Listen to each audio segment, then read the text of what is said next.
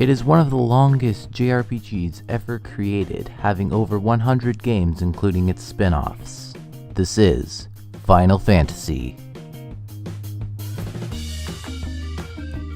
Final Fantasy is linked to the creation of first-person shooters. The lead programmer of Final Fantasy was Nasir Jebeli, an Iranian-American whiz programmer who created groundbreaking first-person shooters such as Horizon 5 and Zenith for the Apple II in the early 80s. John Romero, the designer of Wolfenstein 3D and Doom, has cited Jebeli as a major inspiration and influence.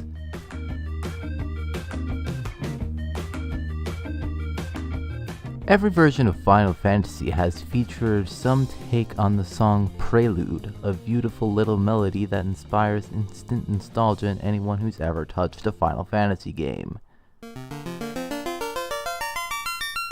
Well, it turns out the original song was made in just 5 minutes by Final Fantasy composer Nobuo Uematsu, this guy, when Sakaguchi barged into the studio one day demanding one more song. The game's battle system was inspired by American football.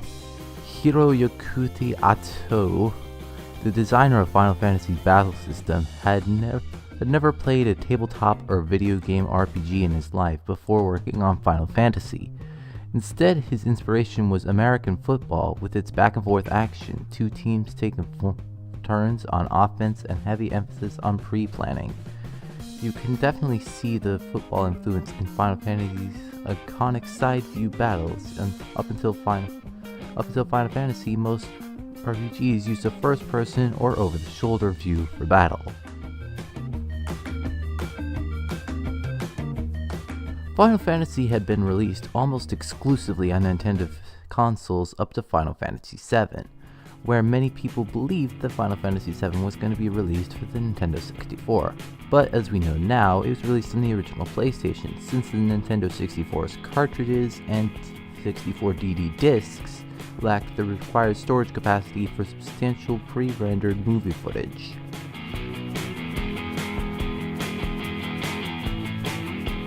Formula 1 actually inspired the battle system of Final Fantasy IV. The planner of Final Fantasy IV, Hiroyuki Atu, or however you pronounce it, was watching a Formula 1 race when he saw the cars surpass each other. From this, he thought of an interesting idea where character speed would differ depending on the type of character it was. That's where the initial idea for active time battle came from. Certain people like to complain about Square Enix not working on a Final Fantasy VII remake before being officially announced in E3 at 2015. However, the company had considered a remake for the PlayStation 2 in early 2001. The project never moved past the initial planning stages.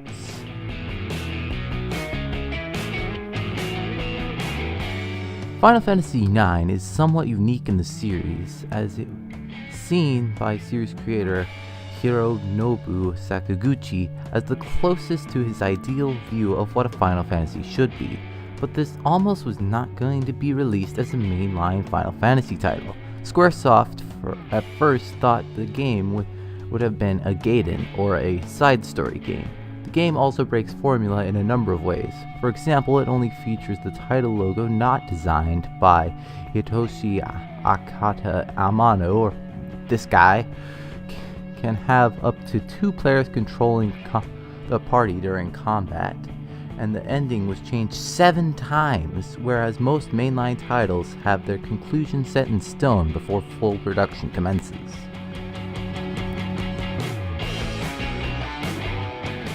Biggs and Wedge are named after Star Wars characters Biggs Darklighter and Wedge Antilles, Luke Skywalker's Red Squadron wingman in the original movie.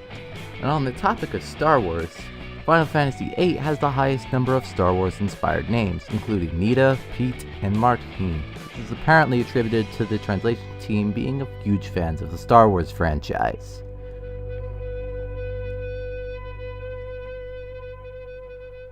The series has a tendency to name its character after meteorological events, such as Celes, as in celestial, cloud, as in those fluffy white things in the sky, squall, as in a sudden violent storm, tidus, as in a tide, vent, as in vent, the French word for wind, lightning, as in those flashes of electricity you see during a storm.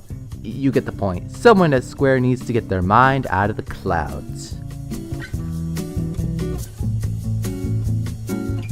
Final Fantasy IX had the most useless strategy guide ever made. Final Fantasy IX arrived at the end of the PlayStation era, and after a few weeks after the PlayStation 2 launched, that put it right in the midst of Square's dawning realization that they needed an online strategy. This wouldn't be cemented until 2003's Final Fantasy IX, but that sure didn't keep Square from making a terrible effort of incorporating some aspect of online functionality into Final Fantasy IX. Since there was no way to get the PlayStation game online, they settled for making its strategy guide dependent on their new Play Online site. Anyone who dropped the cash for a copy of Final Fantasy IX was quickly annoyed to find that juicy strategies and secrets weren't actually in the book. In their place was a code that users could plug into the Play Online in order to read the strategies on the internet. And as a final screw you to usability, Play Online has changed radically since then, and those Final Fantasy IX tips are nowhere to be found, meaning Final Fantasy IX Guide is full of pointers to online information that no longer exists.